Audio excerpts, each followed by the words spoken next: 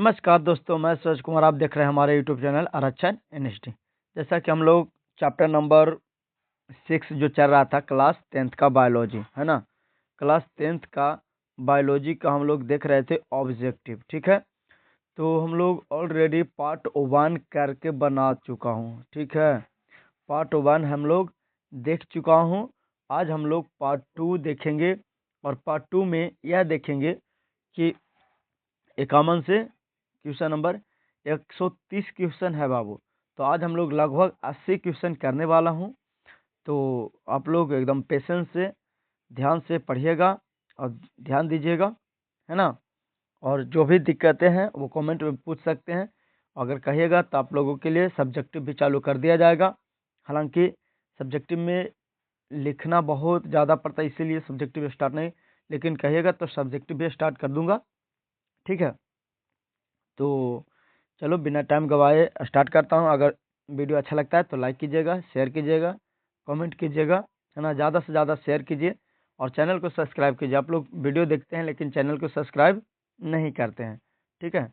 तो चलते हैं बिना टाइम गवाए। सबसे पहला क्वेश्चन कुछ ही कह रहा है कि निषेचन के फलस्वरूप निर्माण होता है। जब बाबू देखो, एक नर होता है, एक मादा होता है, ठीक है। एक नर होता है, एक क्या होता है, मादा होता है। नर से नर युग्मक बनता है, ठीक है। नर से क्या बनता है, नर युग्मक बनता है। एक मिनट बताते हैं। नर युग्मक बनता है और मादा से मादा युग्मक बनता है, ठीक है। मादा युग्मक बनता है। अच्छा, नर युग्मक को हम लोग कुछ कहते हैं, नर युग्मक को हम लोग कहते हैं शुक्राणु बाबू। कुछ कहते हैं शुक्राणु कहते हैं। और मादा युग्मक को कुछ कहते हैं अंडाणु कहते हैं। क्या कहते हैं, अंडाणु। अब ये जो शुक्राणु और अंडाणु है, यानी कुछ है शुक्राणु। शुक्राणु किससे निकलता है, पुरुष से, ये तो देख लिया। और अंडाणु किससे निकलता है, तो महिला से। अभी जो शुक्राणु और अंडाणु जो है, शुक्राणु और अंडाणु जो है, ये दोनों आपस में कुछ करता है, निषेचन करता है, क्या है ना।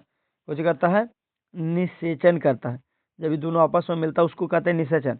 और निषेचन के बाद बनाता है कुछ युग्मनज। कुछ बनाता है, युग्मनज बनाता है।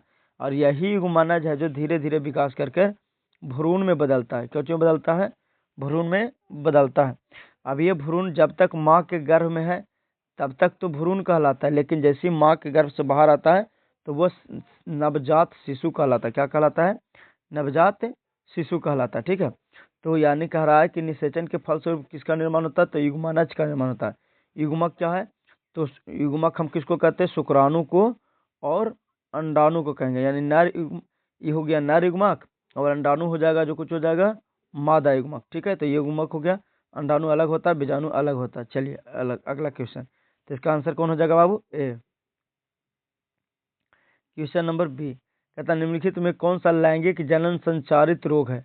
लैंगिक जनन संचारित रोग यानी लिंग से होने वाले संचारित रोग, यानी कह सकते हैं यौन संचारित रोग, इसी को कहा जाता है यौन संचारित रोग। कौन सा रोग, यौन संचारित रोग, ठीक है। तो यौन संचारित रोग होने वाला एड्स हो गया और गोनेरिया हो गया, ठीक है। अगला क्वेश्चन, तो इसीलिए ए और बी दोनों हो जाएगा। अगला क्वेश्चन है कि शुक्राणु का प्रमुख संग्रहण स्थान, मतलब कि शुक्राणु कहाँ जमा होता है।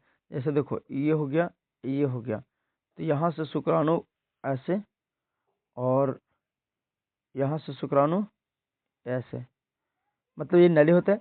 और ये होती है जो बाबू ब्रिसन है, ये कुछ है ब्रिसन है। और ये जो होता है एक मोटा इतना सा नली होता है, ठीक है। ऐसे ये मोटा सा नली होता है और इसमें शुक्राणु आकर जमा रहता है। शुक्राणु कहाँ जमा रहता है, तो शुक्राणु है जो ई वाला जो नली है ना, बीच वाला, इस नली में है जो कुछ रहता है, शुक्राणु जमा रहता है। तो इसको कहते हैं एपिडिडमिस, या हिंदी में इसको कहा जाता है आधि ब्रिसन, ठीक है। इसको गोल को ब्रिसन कहा जाता है। ये गोल है जो ब्रिसन होता है, एक जोड़ा होता है।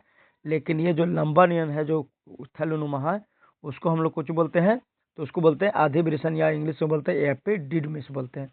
और ब्रिसन जो गोल था, और शुक्रवाहिका जो कौन था, ये वाला जो था नलिया, वो था शुक्राशय। प्रोटेस्ट ग्रंथि ये रहता है जो उसको चिपचिपा बनाता है। अगला क्वेश्चन,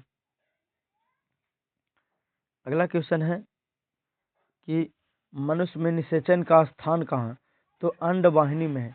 कहाँ है बाबू? अंड वाहिनी में। जैसे देखो ये ऐसे होती है, एक मिनट, ऐसे, और यहाँ से ऐसे करके निकलता है। और जो कुछ कह रहा है कि मनुष्य में निषेचन होता है वो इस स्थान पर होता है, ये वाला स्थान पर। तो एक माह, पहला माह अगर इधर बना तो दूसरा माह इधर बनेगा, अगर दूसरा माह इधर बना तो तीसरा माह इधर बनेगा। हर महीना मतलब कि चेंज करके बनता है। तो इसको कहते हैं अंड वाहिनी या फैलोपियन नली, इसी को कहा जाता है फैलोपियन ट्यूब, ठीक है, या डिम्ब वाहिनी भी कहा जाता है। तो अंड वाहिनी रहे, डिम्ब वाहिनी रहे, या फैलोपियन नली रहे, या ट्वेल्थ में ही जाता है तो तुम्बिका कहा जाता है, ठीक है। तो इसको कुछ हो जाएगा बाबू, तो अंड वाहिनी हो जाएगा। अगला क्वेश्चन देखो बाबू, ये कंटेंट पूरा यूट्यूब पर नहीं मिलेगा कि हर ऑप्शन को सोल्व करते हैं, इसीलिए चैनल को सब्सक्राइब कीजिए। कहता है नर में ऑपरेशन की विधि जिसके द्वारा परिवार नियोजन होता है वो क्या कहलाता है? मतलब ऐसा समझो कि जब नर में ऑपरेशन करके किया जाता है तो जिससे कुछ होता है परिवार नियोजन। परिवार नियोजन मतलब कि परिवार को जन्म नहीं दे सकता, तो वो क्या कहलाता है? तो वेस्कोटॉमी। एक बार याद रखना, यानी जो नर होता है ना, ऐसे समझ लो, एक मिनट, ये है, ये है, ये हो गया, और यहाँ से ये हो गया। तो नर में क्या होता है कि इसी नस को काट करके, ये नस होते हैं उसको काट करके सिल दिया जाता है, ताकि यहाँ से जो शुक्राणु आए वो बाहर ना निकल सके। यहाँ जो शुक्राणु बनता है वो बाहर ना निकल सके, इसीलिए कुछ किया जाता है कि यहाँ से इसको कट कर दिया जाता है। यहाँ से कुछ कर दिया जाता है, कट कर दिया जाता है। तो इसको हम लोग कहते हैं बेस्कोटॉमी। क्या कहते हैं? बेस्कोटॉमी। यानी बेस्कोटॉमी इसलिए क्योंकि बेनस है, बेनस मतलब नस, तो नस को कुछ किया, काटा है, तो इसीलिए इसको कुछ कहेंगे, बेस्कोटॉमी कहेंगे, ठीक है। लेकिन एक होता है ट्यूबकोटॉमी। एक क्या होता है? ट्यूबकोटॉमी होता है। तो ट्यूबकोटॉमी होता है जो महिलाओं में, अगर कभी पूछा जाए कि जब महिलाओं में ऑपरेशन किया जाता है उसको कुछ कहते हैं, तो उसको कहते हैं ट्यूबकोटॉमी।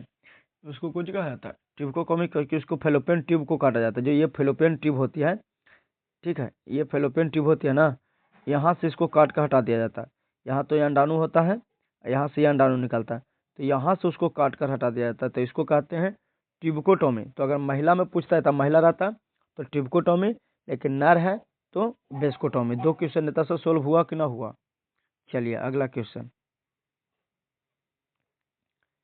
अगला क्वेश्चन है कि जिस संरचना के द्वारा गर्भ पोषण और ऑक्सीजन प्राप्त होता है वो क्या कहलाता है? देखो बच्चों जब मांस से जुड़ा होता है, यानी तो और जो भोजन करता है बच्चा, माँ के, जैसे माँ के साथ जुड़ करके जो बच्चा भोजन करता है, कुछ करता है, ऑक्सीजन करता है, उसको कहते हैं प्लेसेंटा। इसी को कहते हैं नाभि रज्जु। इसी को कुछ कहते हैं नाभि रज्जु भी कहा जाता है, याद रखना। इसी को कुछ कहते हैं नाभि रज्जु भी कहा जाता है, या प्लेसेंटा भी कहा जाता है, या एक और नाम है अपरा।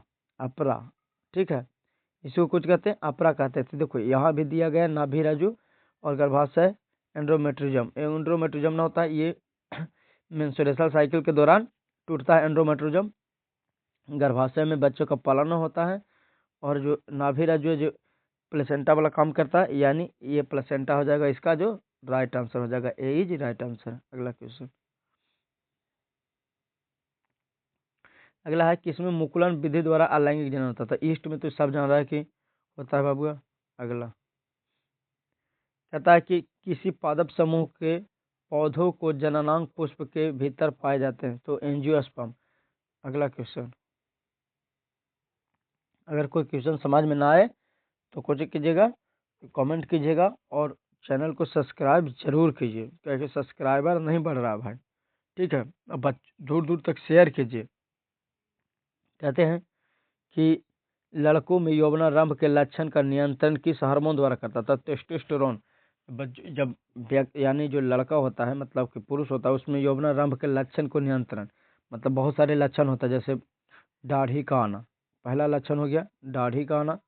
दूसरा लक्षण हो गया कि विभिन्न अंगों पर बाल आना, ठीक है, दूसरा लक्षण हो गया। तीसरा लक्षण अगर कह सकते हैं तो आवाज़ का भारी होना, कुछ है ना, आवाज़ का भारी होना, और बहुत सारे लक्षण है जो दिखाता है। तो ये सब कोई क्या का कारण है? तो टेस्टोस्टेरोन का कारण है। अगला क्वेश्चन कहता अंडा से वर्तिकाग्र वर्तिका वर्तिकाग्र पुष्प के किस जननांग भाग का है? तो ये स्त्री केसर का है। अच्छा, पुंकेसर के लिए तो परागकण होता है बाबू। कौन सा? परागकण होता है पुरुष पुंकेसर के लिए, ठीक है। अगला क्वेश्चन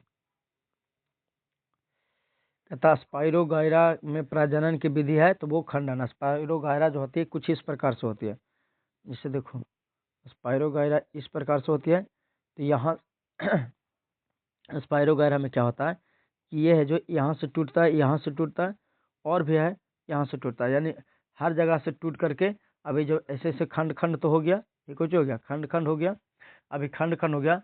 तो ये जो है एक स्वतंत्र जीव अपने आप को निर्माण करता है, तो इसी को कहते हैं खंडन विधि से स्पाइरोगाइरा में होता है। अगला क्वेश्चन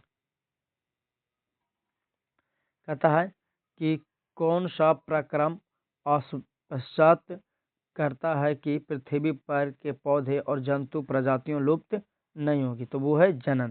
क्योंकि देखो जनन करेगा तो कैसे प्रजातियां लुप्त होगा भाई, नहीं ना होगा। यहाँ सीधे पूछा गया था कि बताओ कि प्रक्रम के बाद पृथ्वी पर पौधे और जंतुओं की प्रजातियां लुप्त नहीं होती, क्या होगा कि प्रजातियां लुप्त नहीं होगा, तो जनन होगा तब है ना भाई।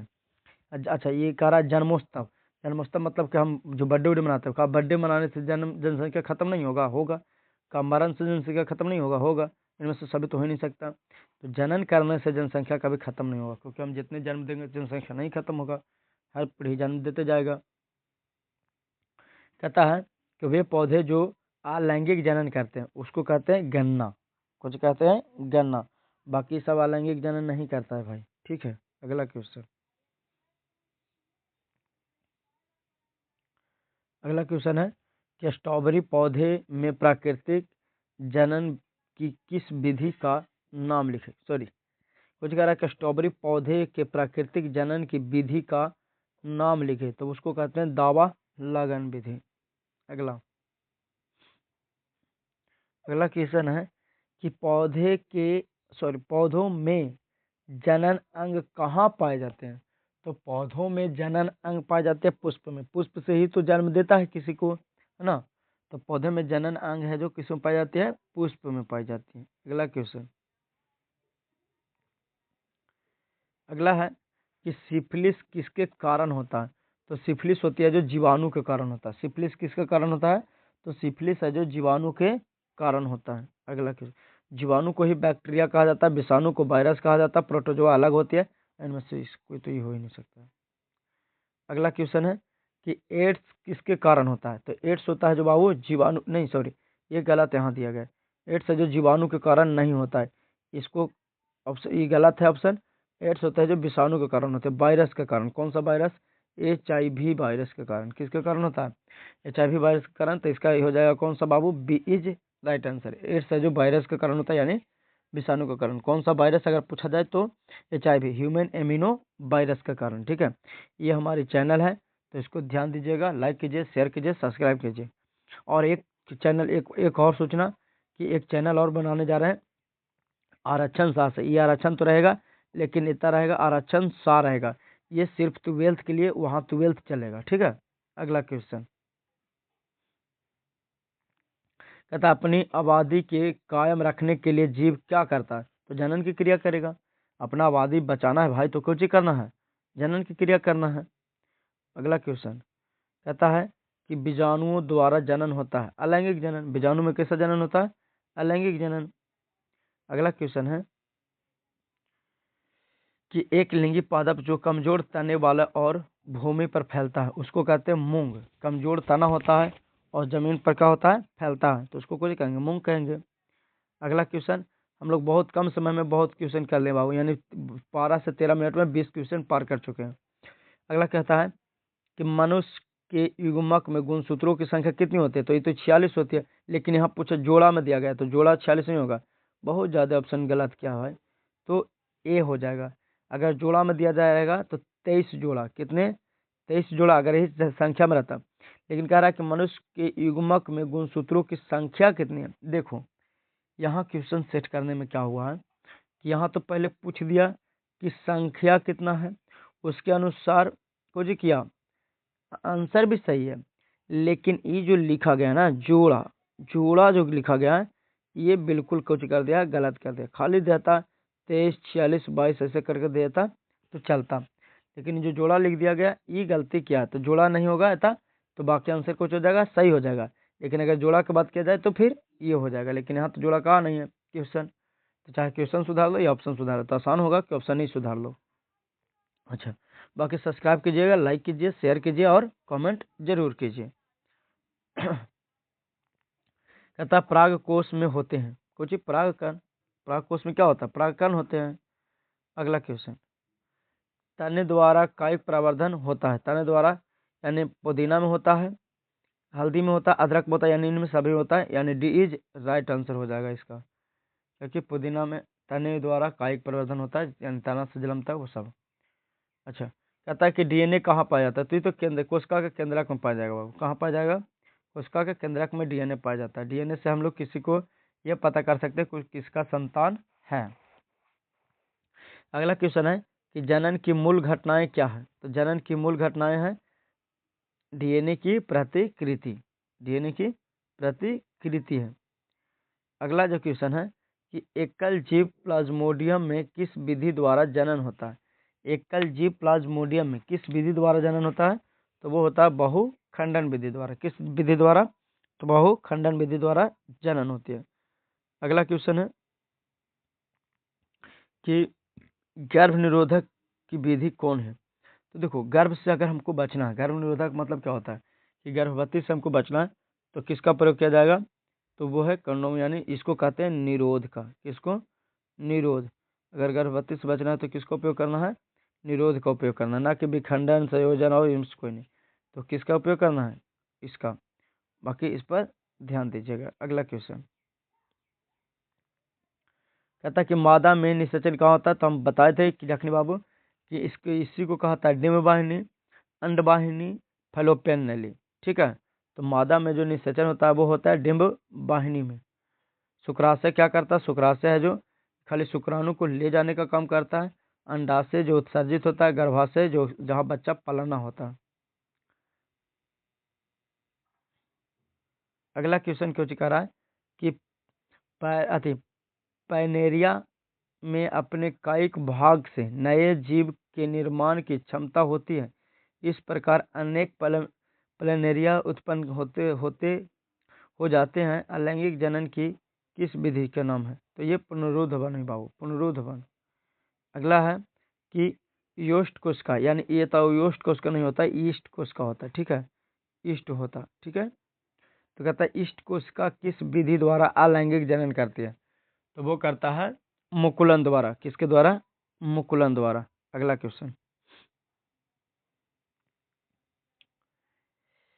कहता है कि कुछ संधिपाद प्राणी अपने नष्ट हो गए पैरों के बदले नए पैर उग जाते हैं, यह प्रक्रम क्या कहलाता है? तो पुनरुत्थान।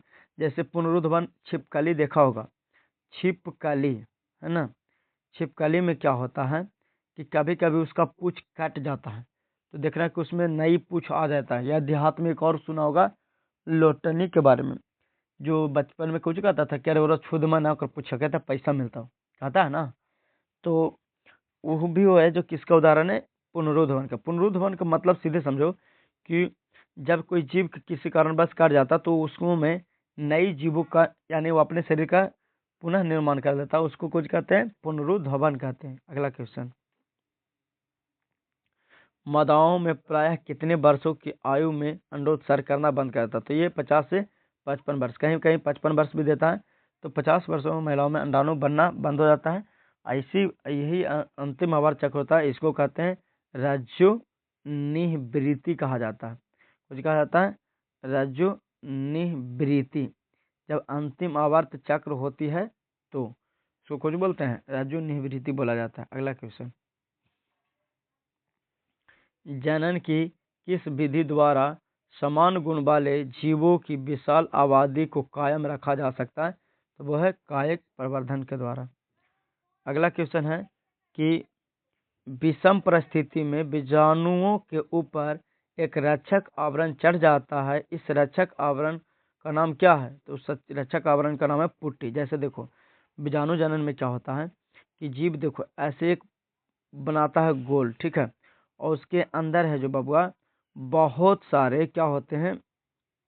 बहुत सारे अंडाणु होते हैं, जीवाणु होते हैं। ठीक है, ये मान लेते हैं कि बहुत सारे क्या हैं? अंडाणु है। ऐसे करके बहुत सारे होता है, बहुत सारे। अब ये जो बाहर वाला जो देख रहा है ना, कुछ ये जो बाहर वाला है, ये पुट्टी है, बाहर वाला क्या है, ये जो बाहर बाहर जो देख रहा है कुछ है पुट्टी है।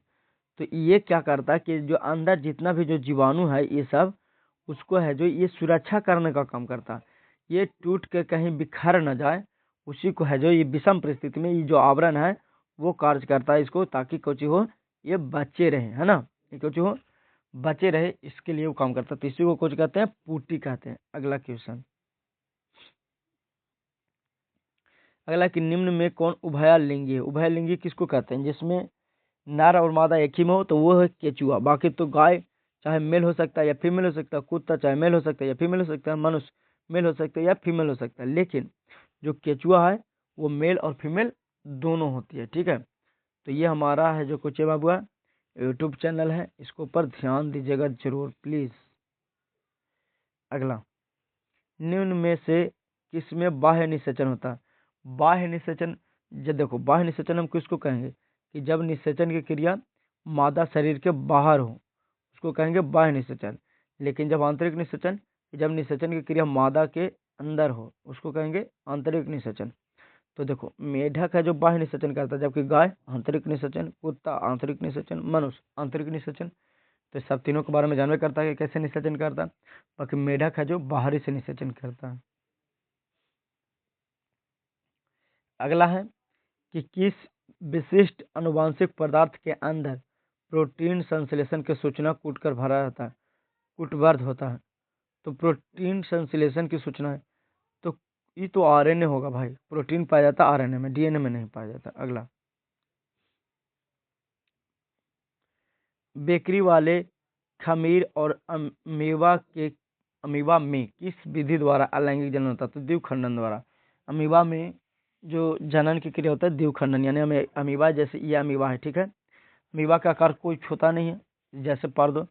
अभी जब ये अमीबा है तो अमीबा पहले अपने शरीर को ये केंद्रक हो गया, तो पहले तो क्या करेगा, देखो ये इसको बताते हैं, एक मिनट, इसे इधर साफ करो, पन्ना को साफ करो, क्या करो, जैसे मान लिया जाए कि ये क्या है, अमीबा है ना, अमीबा में एक केंद्रक होता है। सबसे पहले क्या करेगा कि अमीबा अपने केंद्रक को बांटेगा, यानी एक केंद्रक की किया, एक केंद्रक की किया, फिर केंद्रक को बांटा, फिर कोशिका द्राव को बांटेगा। इसके अंदर कोशिका द्राव होता है, बहुत सारे ऐसे ऐसे कोशिका द्राव होता है।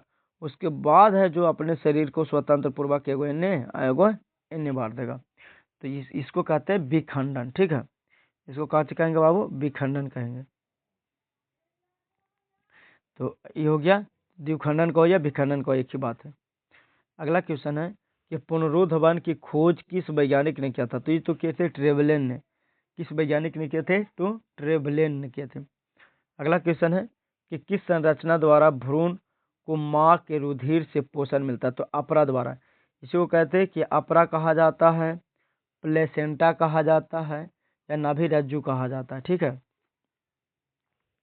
एक पौधा जिसके जड़ द्वारा कायिक प्रवर्धन होता है उसको क्या कहते हैं, सौगौन के पौधा। किसको पौधा, सौगौन के पौधा। अगला है नर तथा मादा युग्मक संलयन से बनी जीवित संरचना क्या कहलाता है, तो युग्मनज कहलाता है। क्या कहलाता है, युग्मनज। अगर तुम लोग बाबू सब्जेक्टिव अगर पढ़ा होगा थोड़ा सा भी, तो ये सब क्वेश्चन एकदम हलवा लग रहा होगा, एकदम एकदम लग रहा होगा कि इतना आसान आसान क्वेश्चन।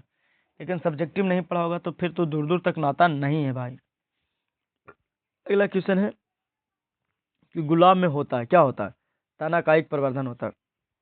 अच्छा, गुलाब में होता है तना कायिक प्रवर्धन, मतलब कुछ समझ में नहीं लो मास्टर, तब बता भाई हो। देखा, मतलब गुलाब के पेड़ जब देखा होगा तो उसको तना को तुम लोग काट कर अगर ले जाके रोप देगा तो वो भी हो जाता है एक नई पौधा। इसीलिए इसको कहते हैं काई अति तना कायिक प्रवर्धन। कायिक प्रवर्धन हम उसको कहते हैं कि जिसमें किसी पौधा का निर्माण उसके तना जड़ पत्ती से हो जाता है, उसको कायिक प्रवर्धन कहते हैं। तो इसमें है जो कौन सा प्रवर्धन होगा, तना प्रवर्धन। तना प्रवर्धन का है क्योंकि इसका जन्म है जो तना से हो रही है। ठीक है, अगला क्वेश्चन कहता है कि समान जीन संरचना वाले जीवों को क्या कहते हैं। जब समान जीन हो उसको क्लोन कहते हैं, मतलब कि जैसे ये हो समान और ये भी समान, जब दोनों लगभग समान लग गया तो इसको कहते हैं क्लोन। लेकिन हम लोग समान जीन वाले नहीं होते बाबू, हम लोग में कुछ भिन्नता होती है। तबे हैं जो हम लोग उत्परिवर्तन के रूप में हैं। अगला है कि निम्न में से उभयलिंगी पौधा कौन है? तो उभयलिंगी सरसों है बाबू। अगला क्वेश्चन कुछ कह रहा है कि निम्न में अंड प्रजक प्राणी कौन है? तो अंड प्रजक प्राणी हम लोग मेढक को कहते हैं। देखो, जो अंडा देता है उसे अंड प्रजक प्राणी कहते हैं, जो अंडा देता है। अच्छा, जो बच्चों को जन्म देता है, ठीक है, कहीं से धुआं आ रहा है, इसको बोलने में उन्हीं तकलीफें हो रही है, ठीक है। अच्छा, कुछ कह रहा था कि अंड प्रजक प्राणी, ठीक है। अगला कुछ कह रहा है कि जो बच्चों का जन्म दे, किसको? जैसे मनुष्य बच्चा को देता है, गाय बच्चा को देता है, कुत्ता बच्चा को देता है, तो ये सब हो जाएगा कौन सा प्राणी बाबू? जंतु प्रजक प्राणी। यानी कौन सा प्राणी? जंतु प्रजक प्राणी, ठीक है। प्रजक, एक मिनट, प्रजक प्राणी हाथ से लिखना पड़ता है, छोटे कलम रहता ना तो फिर बढ़िया होता, कलम से आसानी से लिखा जा सकता था, ठीक है। तो मेढक है जो अंड प्रजक प्राणी हो गया। मनुष्य और गाय कुत्ता हो जाएगा जो जंतु प्रजक प्राणी, ठीक है। जंतु मतलब कि जो जीव को जन्म दे।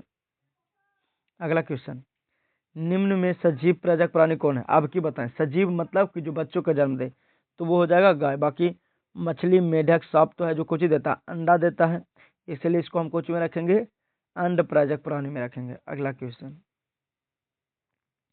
हमको तो नहीं लगता कि सब कोई बताया होगा, ठीक है। कहता है कि फिमरी नामक संरचना कहाँ पाई जाती है? तो ये अंडाशय में पाई जाती है। फिमरी नामक संरचना कहाँ पाई जाती है?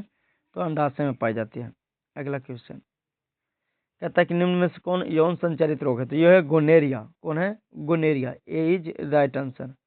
जो यौन से होती है, यौन से होने वाले एगो एड्स भी है, ठीक है। कौन है बाबू? एड्स, जो कुछ से होता है, यौन से होती है। अगला क्वेश्चन, फूल का कौन सा भाग फल में बदलता है? तो ये अंडाशय भाग। फूल का कौन सा भाग फल में बदलता है? तो वह है अंडाशय भाग। तो हम लोग बाबू हाँ, तुम लोग कहता हुआ मास्टर बस होता लेगा ना भाई, पढ़ा रहे हैं ठंड के समय। तो देखो, हम लोग 100 क्वेश्चन कर लिए हैं, इसके बाद 31 क्वेश्चन और है। कहिएगा तो 5 मिनट में खत्म कर देंगे, लेकिन ऑलरेडी 27 मिनट हो चुका है। लेकिन अब 31 क्वेश्चन अलग वीडियो तो बनाना ठीक बात नहीं है, इसीलिए चलो इसी में लपेट देते हैं।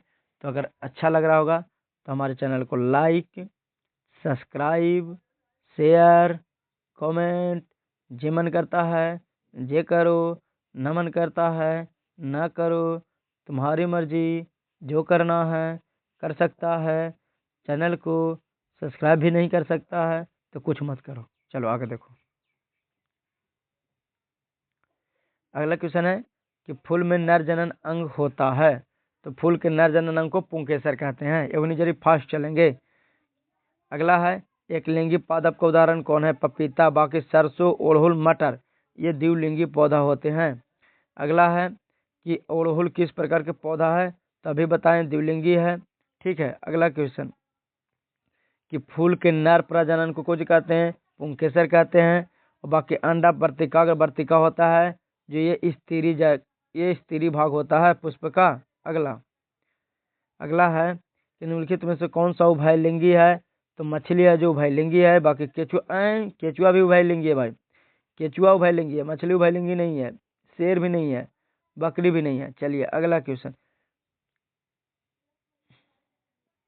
उभयलिंगी उसको कहता है जो कोचो होती है बाबू आपका, कोचो उसको बोलता है रे बाबू, उसको हो छोटे, मतलब कि जो जिसमें नर मादा दोनों हो। चलो सीधे नर युग्मक और मादा युग्मक। चलो, नर युग्मक को शुक्राणु कहते हैं, मादा युग्मक को अंडाणु कहते हैं। ये दोनों आपस में संलयन करेगा तो इसी क्रिया को हम लोग निषेचन कहते हैं।